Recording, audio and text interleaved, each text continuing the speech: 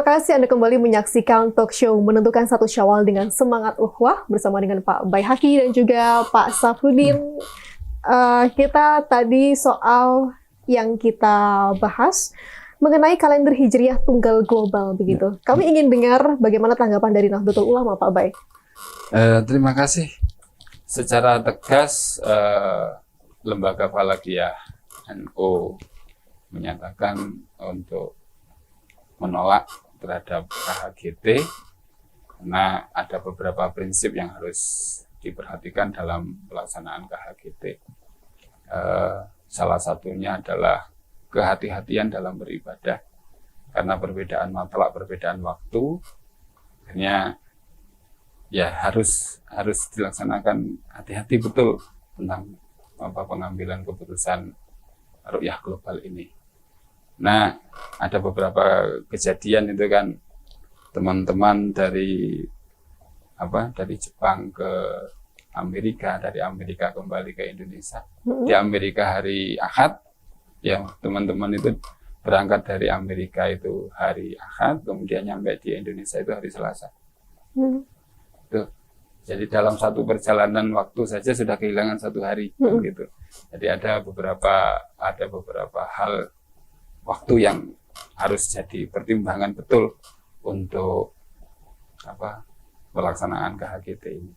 Samping itu belum adanya otoritas tunggal karena untuk menyatukan dunia keislaman ini kan perlu adanya satu otoritas. Nah, di Islam itu kan kita masih belum punya, dari seperti teman-teman Kristen sudah punya Roma dan lain sebagainya. Sementara kita tidak punya itu. Jadi untuk saat ini sikap NU sudah sangat tegas sekali bahwa untuk saat ini kita betul-betul tidak dulu terhadap KHGT, kalender global. Oke, itu dua pernyataan dari dua organisasi terbesar di Indonesia begitu ya, dengan pertimbangan masing-masing yang tentunya demi kebaikan umat Islam begitu.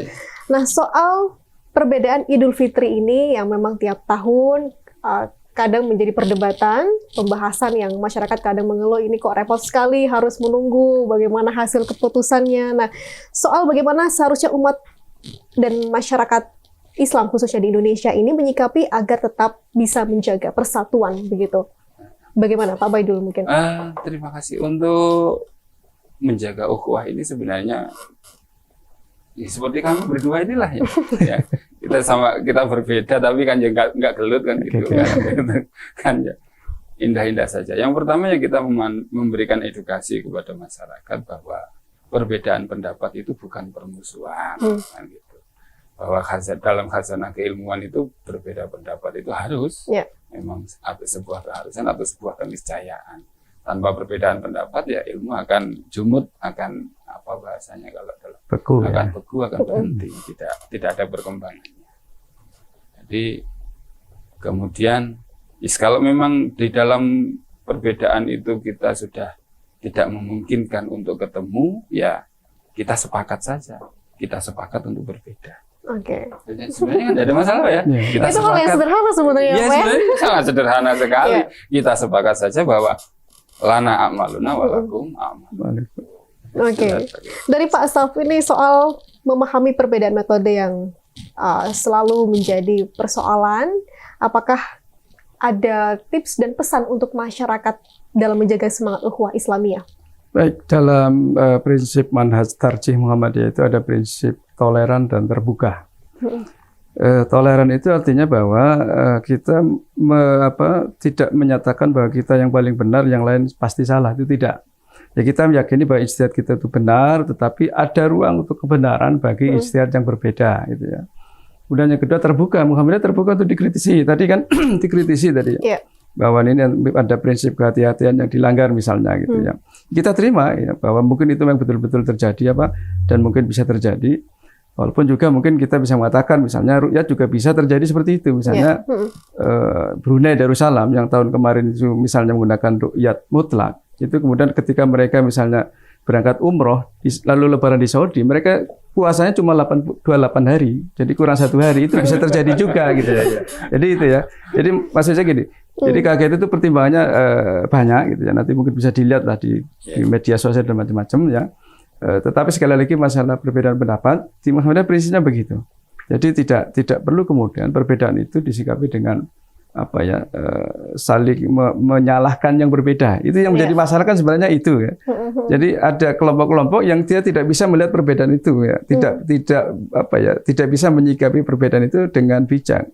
Ya kadang-kadang juga itu semakin menambah masalah gitu ya. Misalnya ketika hari raya ini kemudian ada suara-suara bahwa yang tidak ikut pemerintah itu berarti dia tidak taat terhadap ulil amri misalnya. Nah ini kan menjadi masalah kan? Karena dulu tidak pernah kemudian variabel ulil amri digunakan untuk itu. Gitu. Jadi ya sudah karena ini masalah ijtihadiyah gitu ya. Maka biarkanlah itu menggunakan ijtihadnya masing-masing. Dalam wilayah itu kan kita dijamin kebebasannya di dalam Undang-Undang Dasar 45 pasal 29 terutama untuk melakukan menjalankan ibadah sesuai dengan keyakinan masing-masing. Nah, konsep taat ulil amri di Muhammadiyah itu terkait dengan segala aturan, undang-undang, regulasi yang berlaku di negara NKRI itu. Dan di dalam pedoman hidup Islami warga Muhammadiyah wajib taat terhadap semua regulasi itu. Aturan, pajak, macam-macam harus taat itu. Tapi dalam masalah agama, maka tidak mungkin pemerintah menetapkan harus pakai kunut, tidak kunut, harus pakai witir, tidak witir, atau apa gitu ya. Atau mungkin harus pakai tarawih, harus yang 8 atau 11 kan, atau 23, itu kan tidak mungkin. Karena itu wilayah ijtihadiyah yang kemudian bisa berbeda dan selama ini tidak ada masalah. Cuma kadang-kadang masuk kelompok-kelompok yang itu memperkeruh gitu ya.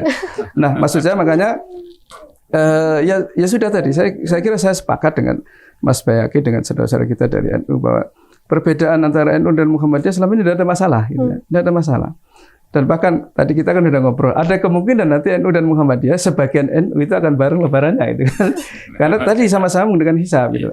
Dan itu saya kira kan ya menarik gitu. Dan terakhir barangkali mungkin saya kira ada keteladanan yang diberikan oleh para tokoh ulama kita di dalam menyikapi perbedaan. Ya. Bagaimana Buya Hamka ketika datang ke salah seorang teman Kiai NU, beliau diminta imam, ya, ketika imami pakai kunut karena yang diimami pakai kunut gitu ya. Atau sebaliknya gitu ya. Atau ya misalnya Kiai Hasyim Muzadi gitu, bagaimana menggambarkan perbedaan itu tapi dengan cara jenaka ya, sehingga kemudian tidak membuat kita saling emosi dan sebagainya. Saya kira itu yang perlu dikembangkan, ya kita bisa mengikuti keteladanan yang dicontohkan oleh para tokoh. Rasanya memang indah dan asyik ketika kita mendengar cerita-cerita ulama dahulu soal perbedaan begitu ya, menyikapinya dengan santai, dengan ramah begitu. Nah, saya penasaran kenapa di masyarakat sekarang pola sosial ini sangat rentan sekali, sangat mudah tersinggung begitu soal perbedaan. Apa yang terjadi perubahan di sana, Pak Bay? Mungkin karena kecepatan informasi yang luar biasa ya. Untuk tahun-tahun ini, untuk akhir-akhir ini memang masyarakat dapat mengakses informasi sekehendak mereka, tetapi kemudian filter terhadap informasi itu sendiri kan juga sangat kurang. Sehingga edukasi kepada masyarakat tentang bagaimana cara menghormati perbedaan, bagaimana perbedaan itu mari kita gunakan supaya untuk mengembangkan potensi kita lewat perbedaan itu malah tidak ada sama sekali, sehingga masyarakat itu pengambilan keputusannya sudah mulai berdasarkan pemikiran masing-masing gitu ya. Masing-masing sudah tidak lagi jarang sekali sudah menggunakan takaran-takaran ilmu yang sudah diajarkan oleh para ulama-ulama dahulu. Iya. Kalau misalkan dikatakan dikotomi ilmu ini menjadi faktor bagaimana peradaban Islam ini menjadi berkurang, kemudian mundur, begitu, apakah sepakat Pak Asaf? Karena tadi disampaikan Pak Asaf, ilmu ini ilmu yang kita nikmati sekarang, bagaimana astronomi, kemudian ilmu matematika, teknologi, bahkan ini cikal bakalnya ilmu ulama Islam di zaman dahulu, begitu. Apakah kemunduran ini karena faktor itu tadi? Ya, barangkali mungkin setelah keruntuhan Baghdad itu memang ada proses namanya ortodoksi gitu ya, untuk menjaga agar Islam itu tidak lenyap karena dia sudah tidak punya dukungan politik yang kuat di zaman Abbasiyah, maka kemudian muncullah ortodoksi tadi untuk melindungi ilmu-ilmu agama sebenarnya tadi gitu ya. Nah, maka dan karena ortodoksi itulah maka kemudian peran saintifik dari para ilmuwan Islam menjadi memang agak mundur gitu. Yang maju memang di bidang ilmu-ilmu keagamaan ya. Dan saya kira Muhammad Al-Ghazali siapa? Imam Al-Ghazali itu mungkin juga salah satu produk yang dipengaruhi oleh kondisi pada saat itu. Nah, kalau di Muhammadiyah sendiri memang tidak, kita justru ingin melakukan integrasi ya. Dan integrasi itu antara ilmu agama dan umum itu kita praktekkan dalam KHG itu tadi itu.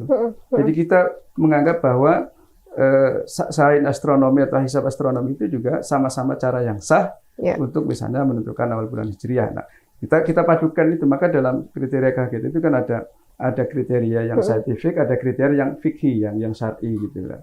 Ya, misalnya salah satunya harus bisa dilihat di salah satu wilayah itu kan sebenarnya kriteria fikih.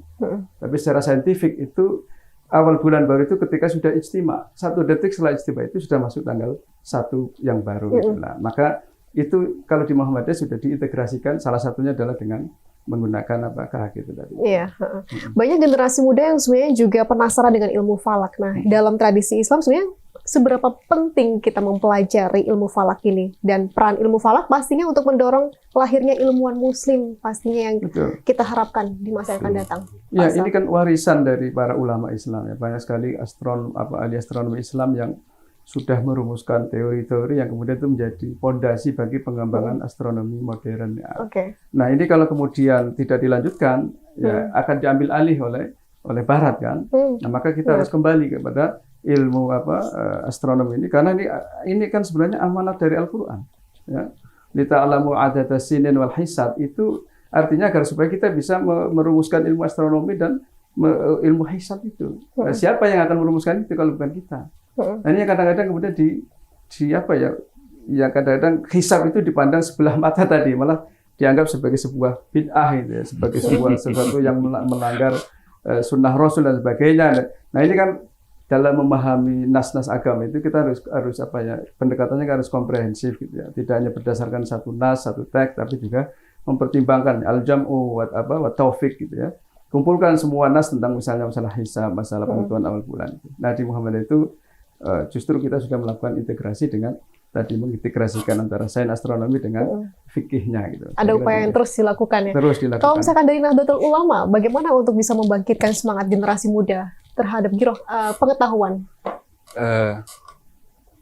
Di NU itu kan pendidikannya ada yang masih mengikuti kegiatan pendidikan salaf seperti pondok pesantren, juga ada yang sudah modern seperti dari teman-teman Muhammadiyah. Jadi untuk menggairahkan adik-adik kita, teman-teman santri dan teman-teman siswa, ya sebenarnya falak itu kan tidak hanya hitung-hitungannya tidak hanya pada awal bulan saja. Tadi sudah disampaikan ada waktu sholat. Kemudian dari warisan leluhur kita misalnya dari bangsa Jawa, walaupun itu juga diadopsi dari falak keislaman, ada Pranoto Mongso, bagaimana kita mengatur musim di Pulau Jawa ini. Bukan mengatur, bagaimana kita mengamati, maaf ya, bagaimana kita mengamati musim di Pulau Jawa ini. Walaupun musimnya tidak se-ekstrim di subtropis, tapi kan di Jawa ini sebenarnya ada bagian-bagian musim. Kemudian para nelayan-nelayan kita bagaimana menentukan pasang surut air laut, itu semuanya juga berkaitan dengan falak. Sebenarnya ada banyak cara yang kita gunakan agar ilmu falak itu bisa membuming kepada teman-teman santri maupun siswa kalangan NU. Iya, memang harapannya generasi muda ini menjadi penerus bagaimana peradaban Islam bisa semakin maju ke depannya, begitu ya.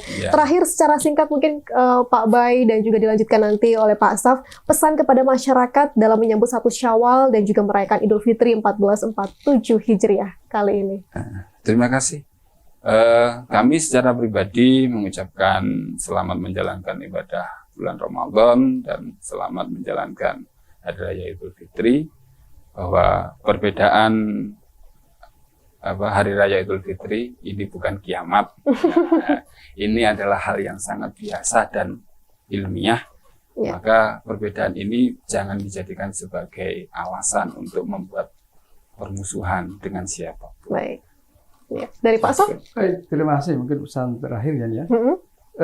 Ya mari kita hadapi perbedaan, kalaupun nanti berbeda gitu, dengan gembira gitu. Artinya ya tidak perlu kemudian menjadi persoalan atau permasalahan bagi yang misalnya nanti Idul Fitrinya hari Jumat, laksanakan itu dengan gembira gitu ya, dengan nyaman, dengan tidak perlu kemudian ada rasa diancam atau dan sebagainya, karena pernah terjadi kan dulu kan, ada oknum yang mengancam yang berbeda itu. Nah, kalau yang mulai hari Sabtu juga demikian gitu.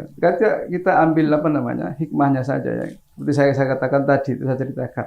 Kalau saya berbeda malah saya senang, karena apa? Saya sholatnya hari Jumat di rumah mertua, saya pulang ke rumah hari Sabtu, lebaran lagi kan, dua-duanya dapat lebaran. Jadi nggak usah double ya, Pak. Nah itu masih contoh menghadapi perbedaan dengan gembira gitu. Tadi soal Lailatul Qadar tadi yang disampaikan Pak Boy juga ya. Malam Lailatul Qadar. Kan tiap hari bisa saja malam ganjil nih. Anggap semua malam ganjil. Sehingga semuanya ibadah tetap kencang gitu ya. Semangat. Saya kira itu. Jadi mari kita hadapi perbedaan apapun itu ya, yang terkait dengan pemahaman istiadat dan sebagainya dengan gembira. Saya kira demikian. Indah sekali kalau misalnya kita bisa menikmati perbedaan ini ya. Sekali lagi terima kasih atas segala informasi, ilmu dan wawasan yang disampaikan. Yang pertama tadi ada Ketua Lembaga Falakiyah PCNU Jember, Bapak Imam Bayaki. Terima kasih atas ilmunya. Dan juga dari Ketua Majelis Tarjih dan Tajwid Pimpinan Daerah Muhammadiyah Jember, Bapak Safruddin Edi Wibowo. Matur nuwun sekali lagi. Selamat bertugas kembali. Dan saudara, dari perbincangan ini dapat kita pahami bahwa penentuan awal bulan Syawal merupakan bagian dari tradisi keilmuan Islam yang kaya. Metode hisab maupun Ruqyatul Hilal sama-sama berangkat dari ikhtiar para ulama dan ilmuwan muslim untuk menentukan waktu ibadah dengan sebaik-baiknya. Perbedaan metode sejatinya adalah bagian dari dinamika keilmuan dan istihad yang semestinya disikapi dengan sikap saling menghormati dan menjaga ukhuwah di tengah umat. Terima kasih untuk Anda yang telah setia menyimak perbincangan kami. Saya Tia Mediana beserta seluruh tim yang bertugas pamit undur diri.